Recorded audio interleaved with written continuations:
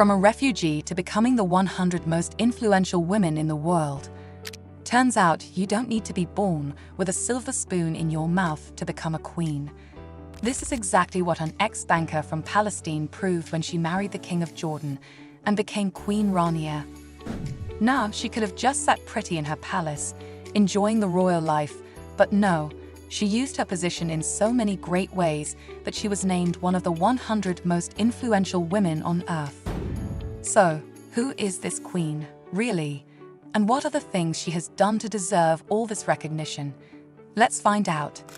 This is the story of Queen Rania of Jordan, but she was not always royalty.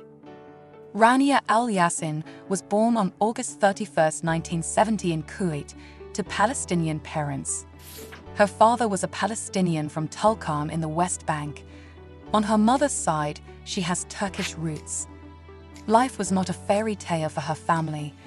When Queen Rania was a child, her family had to leave Kuwait due to political unrest. She had to leave everything behind: her friends, her school, her whole world.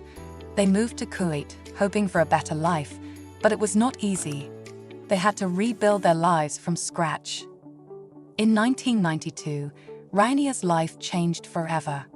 That year, Prince Abdullah was back in Amman after his military training. His sister, Princess Aisha, convinced him to join her for dinner.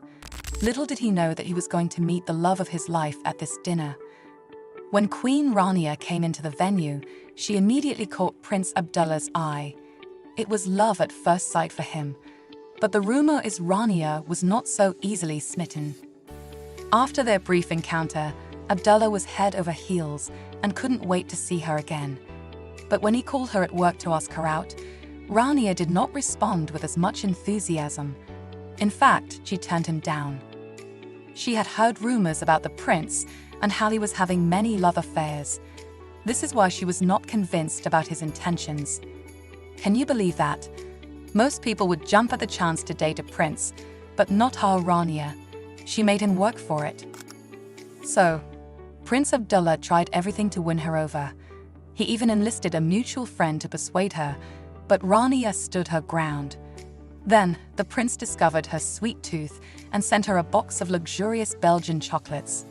After that, in November, Prince Abdullah cooked a traditional Japanese dinner for Rania. It was his cooking skills and persistence that finally melted her heart, and she agreed to see him again. The couple got engaged just 2 months later, and then their wedding was held on 10 June 1993 at Zoran Palace.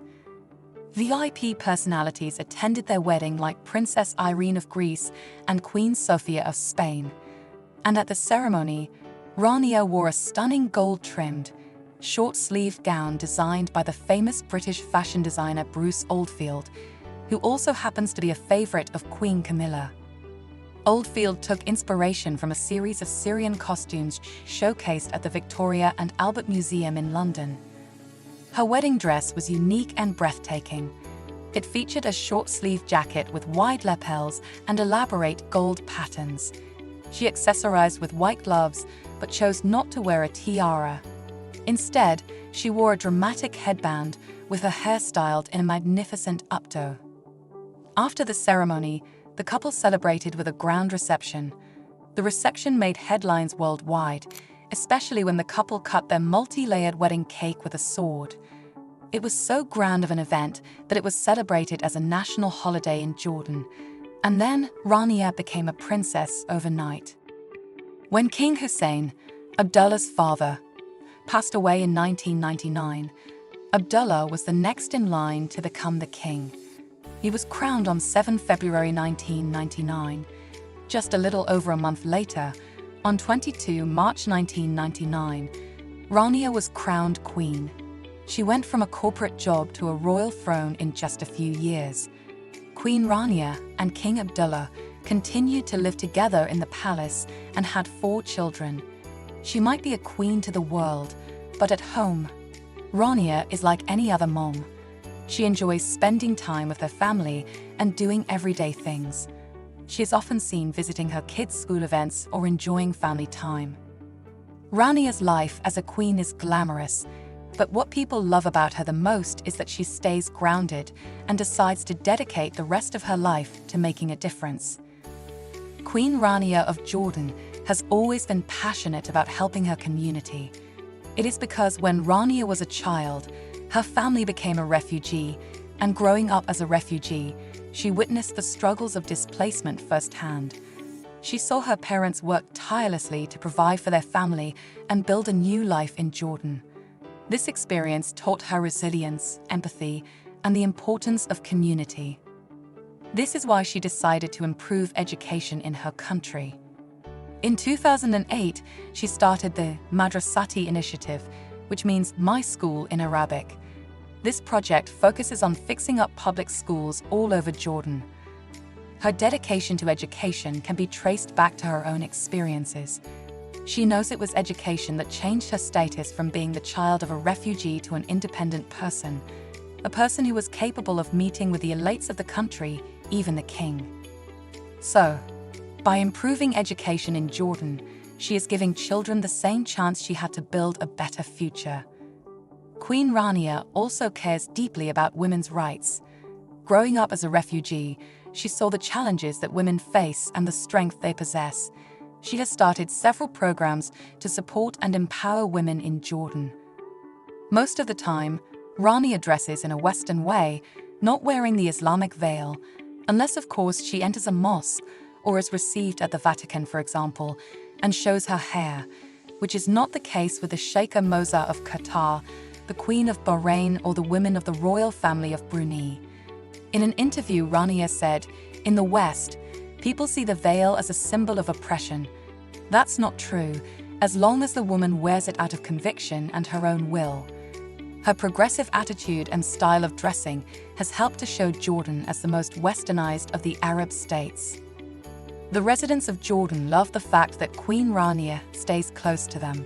She visits local communities, listens to their concerns, and finds solutions by getting her hands dirty. Her ability to connect with people on a personal level has earned her a lot of respect and admiration from Jordanians. Believe it or not, but she even campaigned for Petra to be voted as one of the new 7 wonders of the world. She knew that earning this title would boost tourism and improve the region's economy and global profile, which was a masterstroke. As a fashion icon, she is regularly featured in magazines like Marie Claire and Glamour. While her image and elegance certainly make headlines, Rania doesn't just make the best-dressed lists. She was named one of the 100 most powerful women in the world by Forbes magazine for her contribution in key areas such as education, health, economy. And then it is her support for refugees that inspires people the most. Queen Rania feels a deep compassion for refugees. She understands their struggles firsthand, as she was once a refugee herself. This empathy drives her to support them tirelessly.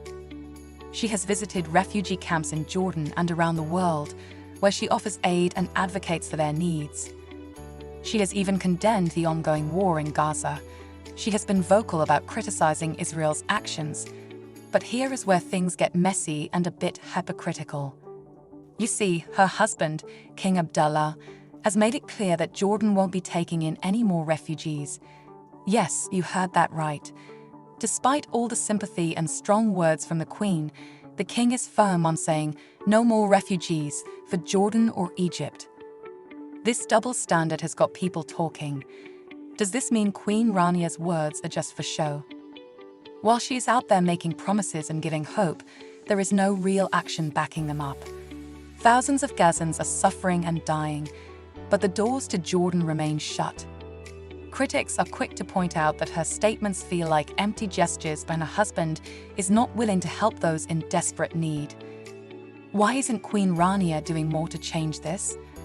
Considering her impactful digital presence, as of a Twitter account has 10 million plus followers and Instagram 4.5 million followers, and she even launched her own YouTube channel with 59,000 followers to discuss religious tolerance and confront stereotypes about Muslims and Arabs.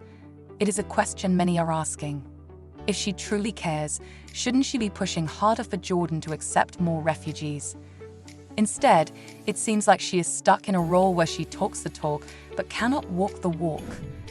People are frustrated, seeing her as a figurehead who can make grand statements, but doesn't have the power to make real changes. Overall, the Queen has managed to strike a delicate balance between proudly showcasing Jordan's traditions and relating to the common people, while also pushing for more openness and reform. Do you think she has had a positive impact in shining the limelight on Jordan, or can she do more? Share your opinions with us in the comments below. Before you go, make sure to like, share, and subscribe for more amazing stories. Thanks for watching.